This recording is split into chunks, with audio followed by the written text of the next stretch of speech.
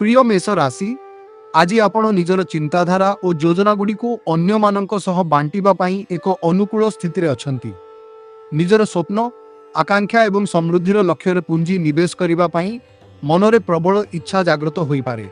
आजिर किछि गुरुत्वपूर्ण आलोचना आपण को निजर योजना उपरे पुनर्विचार करने को किंबा आपण को आत्मविश्वास को पुनर्जीवित करिवारे साहाय्य करिवो। संध्या समय आपण दैनंदिन कार्य सामान्य विरति ने निज पई किछि समय अतिबाहित करने को चाहिए। यही समय निज शक्ति को संचय करने एवं मानसिक स्थिरता बजाय रखा ही बुद्धिमानर कार्य हेबो। निजर खराब मनोभाव जोगु आपण हुए तो शब्द चयन में सावधान न रही पारंती, जहा फल आपण निजर पुराणा पिता अनुभूति गुड़ी को मन पकाई एकाकी रहिबार संभावना अछि। एबे काहारी को आघात देबा अपेक्षा किछि समय एकांत रे रहिबा भलो। आज आपण जेते अधिक सक्रिय रहिबे सेते शक्तिशाली अनुभव करिवे। आपणकर उत्साह देखि सहकर्मी माने मध्य आपणक सह सामिल हेबाकू चाहिए, किंतु आपण प्रतियोगिता अपेक्षा एकाकी निज लक्ष्य पथरे आगकू बढ़िबाकू अधिक पसंद करिवे। धैर्य रखंतु, आजिर परिश्रम आपणकू नूतन सफलता प्रदान करिवो। एबे आसंतु जानिबा प्रेम राशिफल विषय रे। प्रिय मेष राशि आज ग्रह मानकर स्थिति आपणकू निज जीवनर गति को सामान्य धीर करिबा एवं टिके आश्वस्तिर निश्वास नेबा पई प्रेरणा देउछि। संपर्क में गत किछि दिन धरी चलीथिबा उत्थान पतन परे वर्तमान समय आसीछि निज साथी सह शांति रे समय अतिबाहित करिबा पई। आज निज संपर्क को नहीं अजथा चिंता करिबा बंद करंतु एवं निज प्रियजनक सह एक मधुर समन्वय रक्षा करंतु।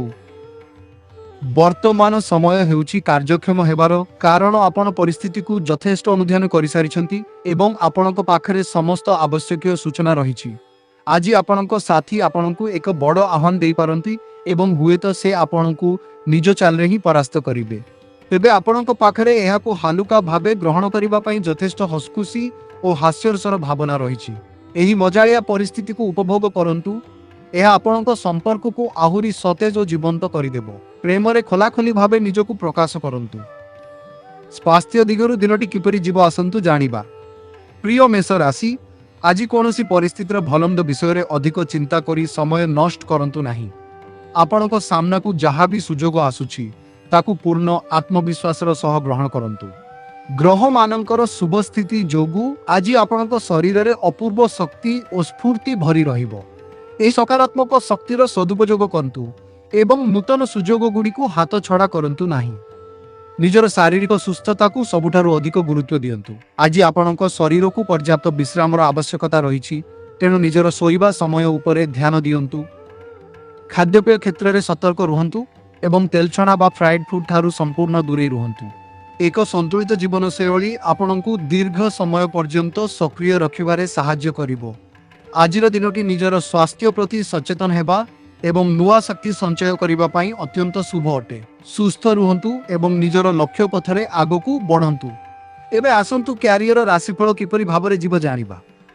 आज आपणकू निज कार्यर सही दिग गुड़िक उपरे दृष्टि देबाकू पड़िबो, जहाँ साधारणतः स्पष्ट भावे जना पड़े नाही। निजको पचारंतु, आपणक मनरे कर्मक्षेत्र को नहीं कौनसी नकारात्मक भावना रही कि जहाँ विषय आपण एपर्यंत सचेतन नाहांती। निज काम को अधिक आनंददायक एवं संतोषजनक करिबा पई सही भावना गुड़ी को चिन्हट करंतु एवं सेथिरे परिवर्तन आनिबाकू चेष्टा करंतु। आज समस्ते आपणक स्वार्थ प्रति समर्पित रहिबे एवं आपणकू साहाय्य करिवे। आपण कौनसी गुरुत्वपूर्ण चुक्तिनामा बा कॉन्ट्रैक्ट स्वाक्षर करि पारंती, कौनसी परीक्षा रे सफलता पाई पारंती किंबा विगत मास गुड़िकर कठिन परिश्रमर उचित पुरस्कार पाई पारंती।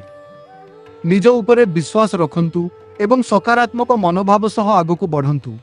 सफलता आपणक हाथ मुठारे रहिबो। आजिर दिनटी आपणक क्यारियर पई एक नूतन मोड़ आनी पारे।